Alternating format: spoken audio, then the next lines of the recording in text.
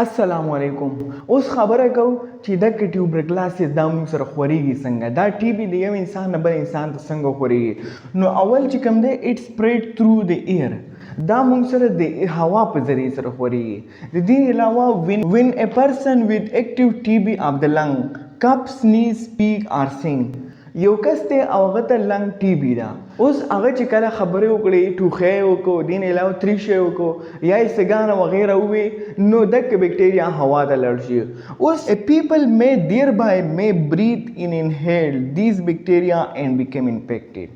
اوس په خوا کې ورسره یو بل کس دی او هغه دغه بکټریا د دغه هوا نه ساه واغسته او دغه بکټریا دننه لاړه، نو دغه کس انفیکټډ شو. اوس د دې علاوه does not spread by shaking, sharing food, cloths or bedding.